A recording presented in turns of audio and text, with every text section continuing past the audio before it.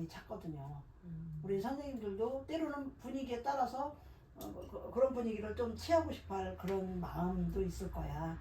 이것도 인생의 한 보편적인 가치 있는 일이다라는 것을 저는 그렇게 의미를 받아들이거든요.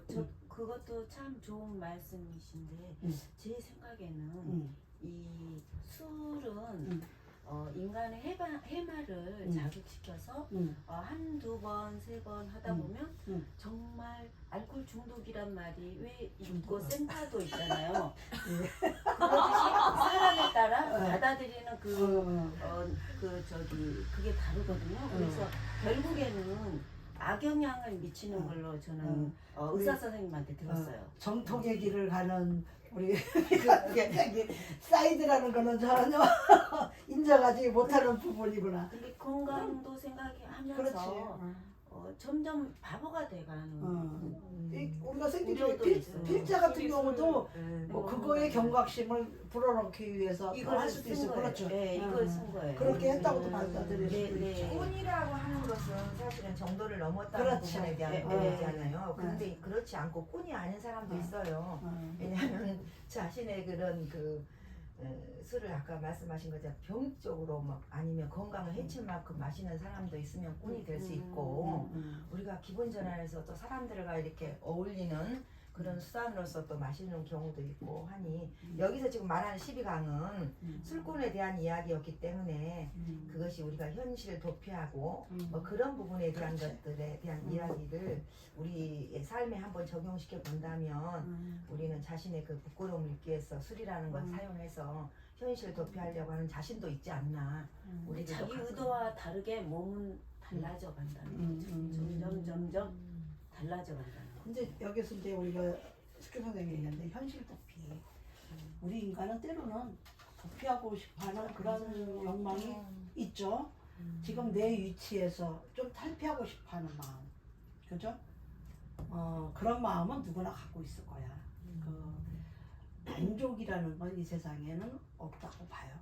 거기에 잠시 잠깐이라도 좀 탈피하고자 하는 그런 의도도 내가 취하면은 이것도 큰 교훈이죠, 그죠? 그걸로는 해결이 안 돼요. 정신적으로. 왜냐면 그것도 습관이에요. 강력합니다. 강력합니다. 밀고 가는 게.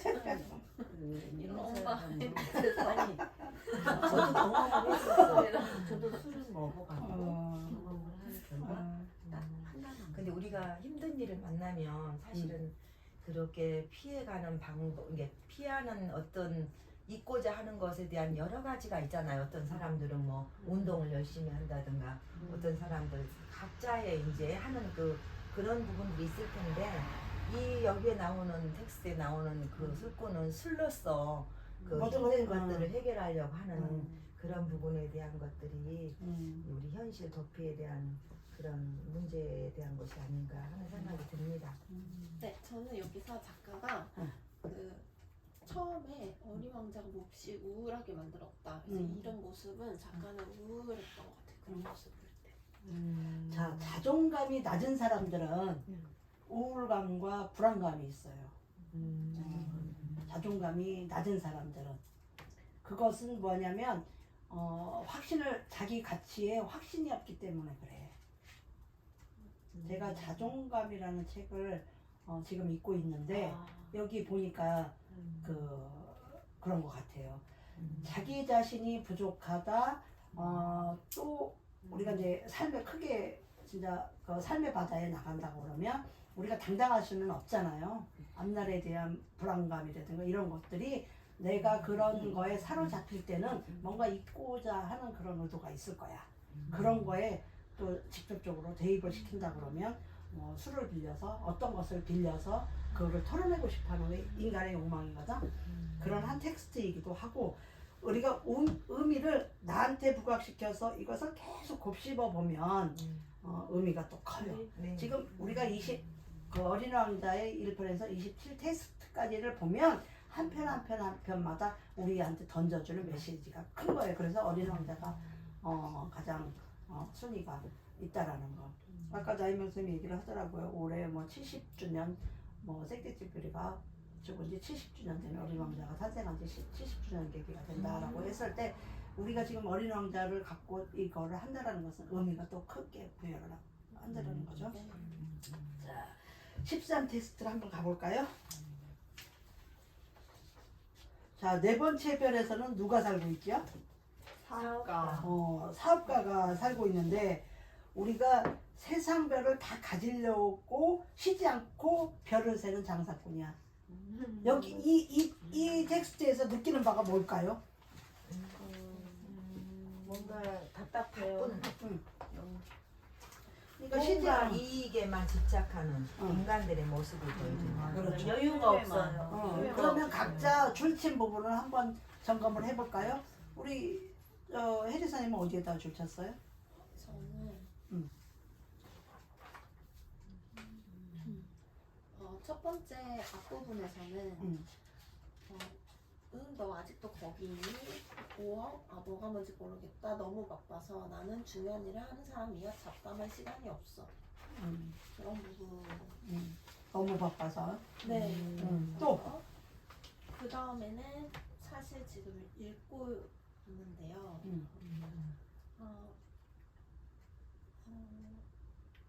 소유에 대한 얘기가 나오는 부분이 그렇지. 자, 햄몽 선생님. 그 급여를 가지고 뭐라는 건데요? 뭐라긴 소유하는 거지. 자, 우리 석희 선생님. 저는요. 응. 아까 우리 나영 선생 말씀 뭘 하긴 소유하는 거지 하고 그리고 내가 제일 먼저 별을 받을 생각을 했으니까 이 부분하고 별들의 숫자를 적어서 서랍 속에 넣고 자물쇠를 잠그는 거지. 저는 이 부분들에 대해서 줄이 쳤어요. 우리 부장님.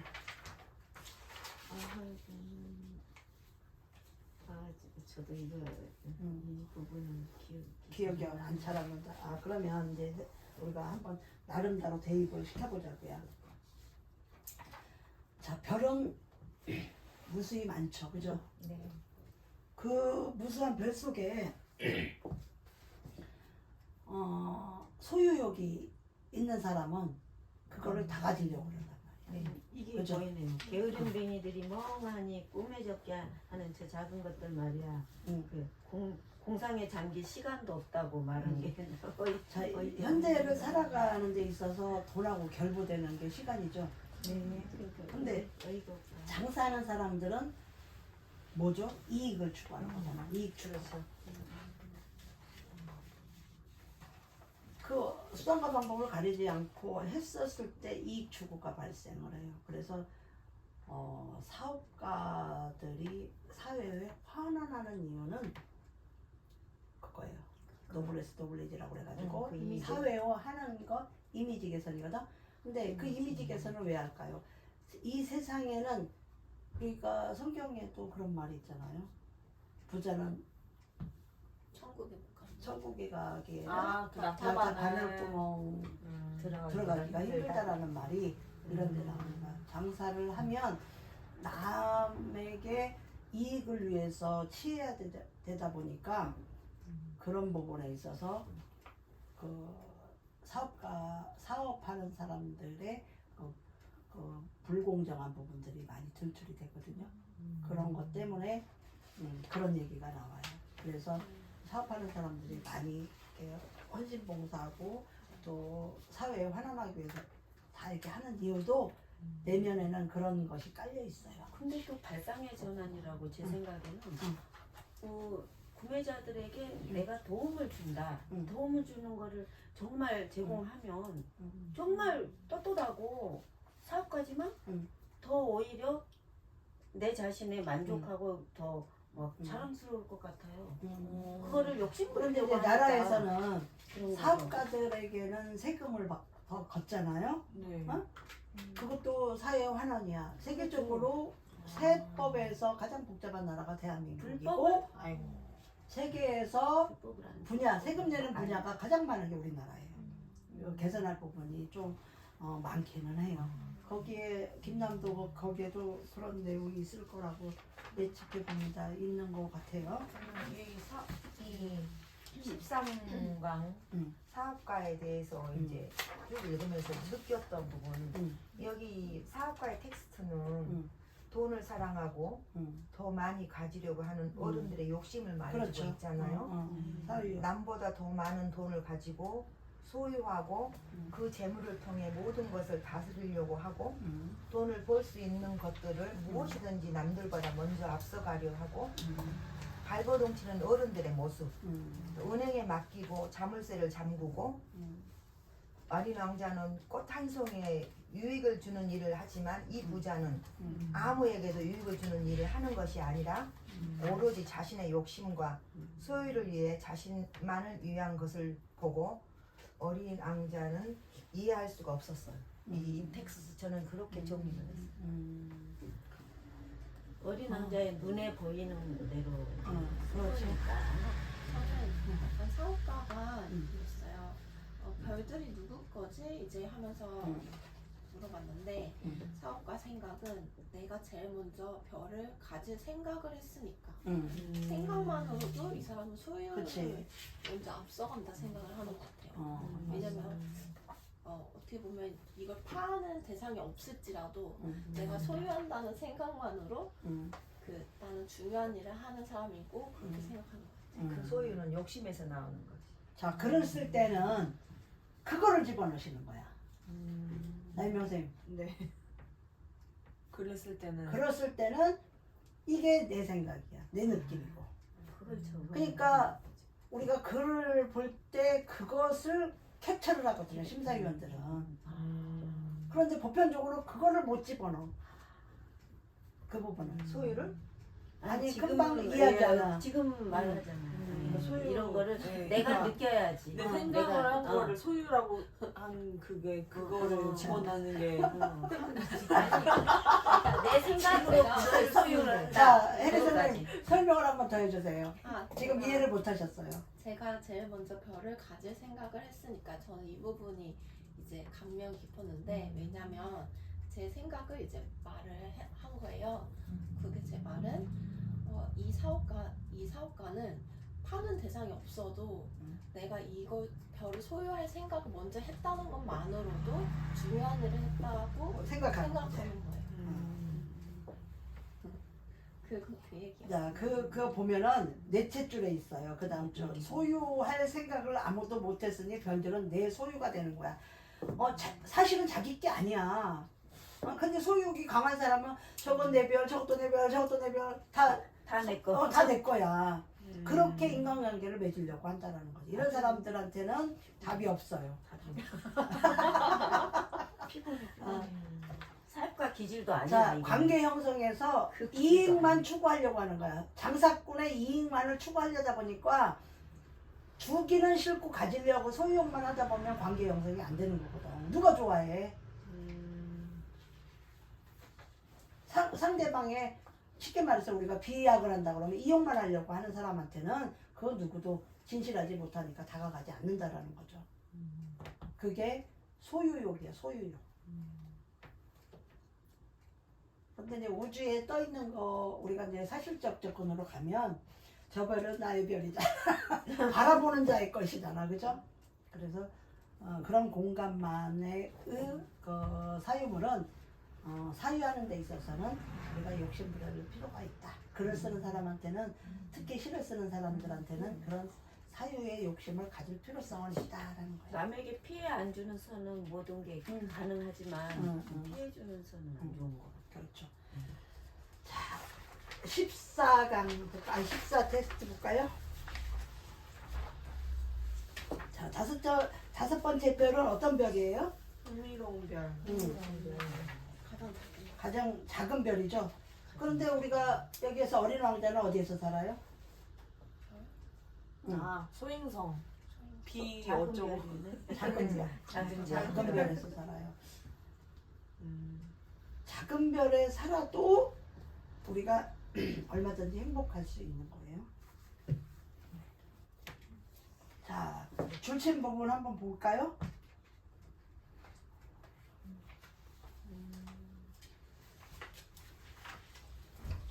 우리가 이제 가로등지기가 사는 별이야 이 안에는. 이 가로등지기가 어떤 사람이라고 여기 사람으로 말하면 어떤 사람이라는 거예요? 가로등을 켜고 끄는 사람. 매우 일반적으로 업무를 수행하는 사람. 우리가 그런 사람을 뭐라 그래? 부지런하다? 그렇게 말하나? 매일 같은 시간에 켜고 끄고 그러잖아요. 정확한 사람.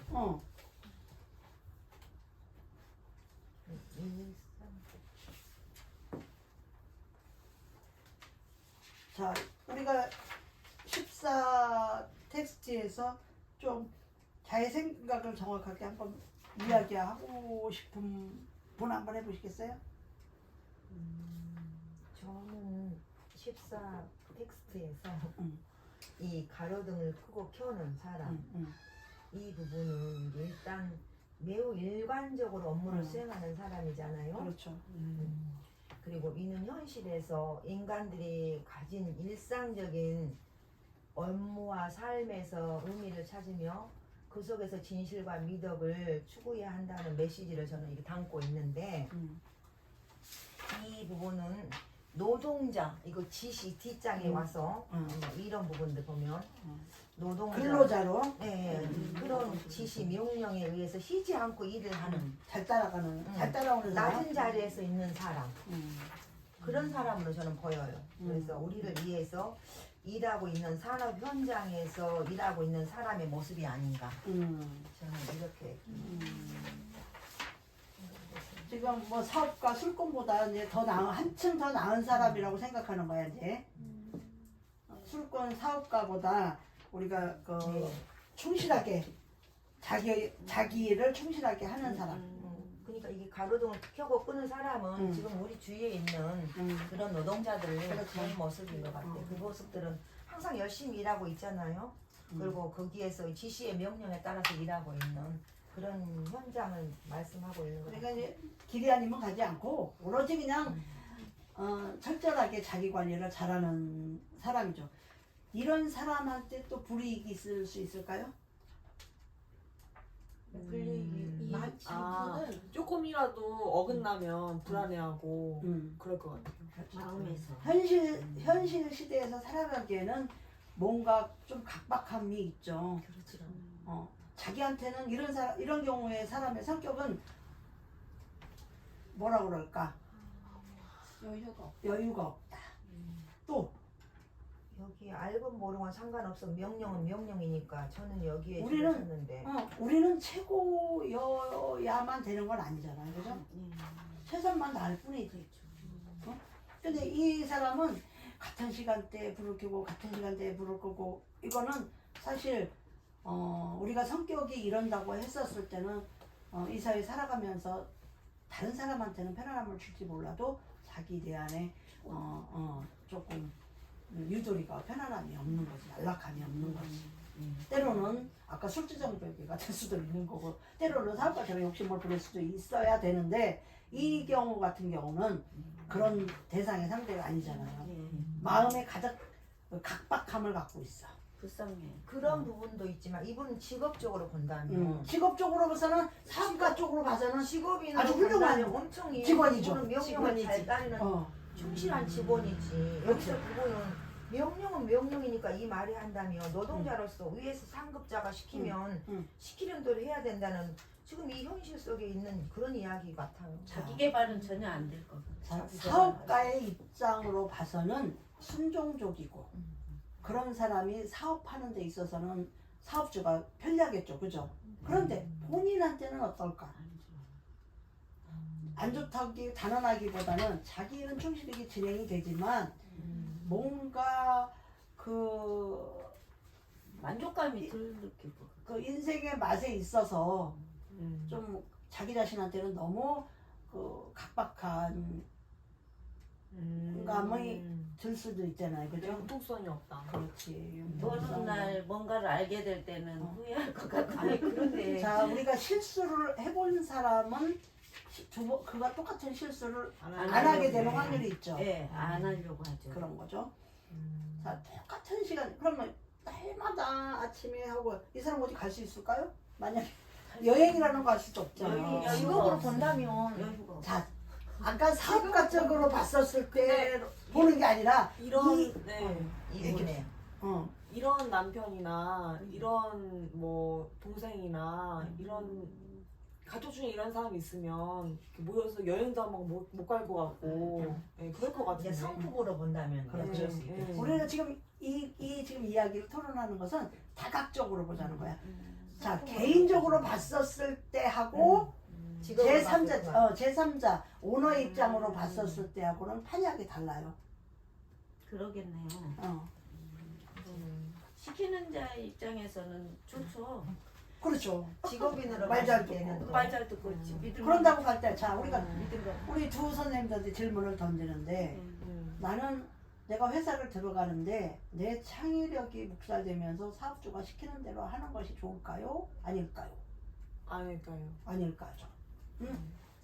자, 그런데 내가 돈을 지금 저 사업주의 마음에 들어서 돈을 받고 순종을 해야 내가 봉급도 올라가고 자리도 튼튼하고 이렇다고 생각을 할 때 내 자신은 어떻다고 생각할까? 떳떳하다. 비춰맞지.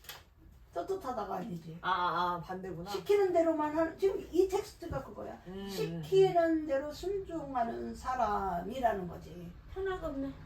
편하죠. 사업가는 안 편하지만 편해요. 안 편해. 안 편해. 사업가는 편하지만 그 영화 당사자는 있었는데.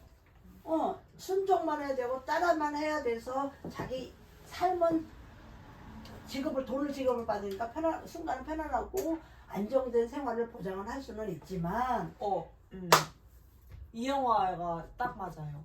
곰돌이푸 다시 만나 행복해. 이거 2018년도에 나온 영화인데 이 영화하고 똑같아요. 곰돌이푸 다시 만나 행복해. 꼭 보세요. 너무 재밌어요. 2018년도 나온 거 어디서 상영을 넷플릭스 넷플릭스에서 아니면 네이버에서 아. 그 시리즈온으로 그거 사편으로 그거 구입해서 제목이 봤거든요. 뭐라고? 곰돌이푸 다시 만나 행복해. 자, 너무 재밌어요. 자 이제 네. 아까 이거 이 상황 똑같아요. 뭐 평론, 뭐 비평도 평론도 쓰고 싶고 지금 뭐 자유평도 너무 내고 많아. 분야가 너무 많아. 근데 우리가 글도 많은 걸 담으려고 하면 안 돼. 자, 이제 제가 전문가 입장으로 봤었을 때 왜 생텍쥐베리 필자가 이렇게 텍스트를 다 나눴을까? 우리 인생. 그렇죠. 우리 삶을 한 단면 한 조각 띄어내가지고 생각하기. 숨은 의미를 심도 있게 한 거예요. 그래서 이게 토론하기에 가장 좋은 책이 생텍쥐베리예요. 근데 혼자 읽으면 그 묘미를 못 느끼는 게 이 책이라고요. 절대 혼자 읽어서는 가치 상승이 될 수가 없는 책이야 이게. 의미 부여하는 거가 텍스트마다 커서.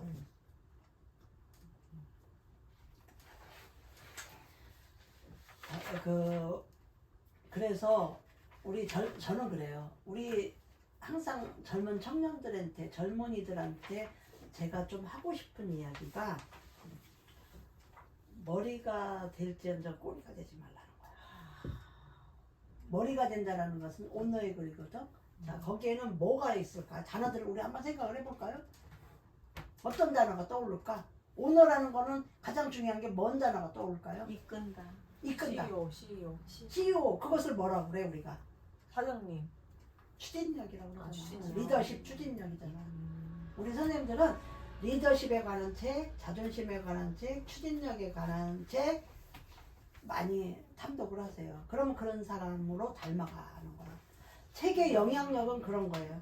내가 어떤 방향으로 목표를 딱 잡으면 거기에 몰입해서 파고 들어가다 보면 그 사람의 성향을 닮아가고 우리는 그렇게 된다라는 거지.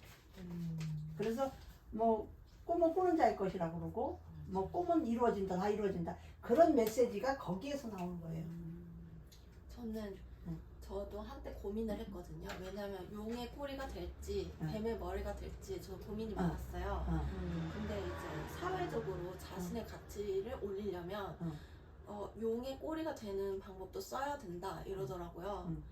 그래서 예를 들어서 대기업의 그런 그 일꾼 그냥 노동자가 되었지언정 그 메리트를 너가 이제 그렇지. 하기 때문에 그것 또한 너를 올리는 방법이래요, 가치를.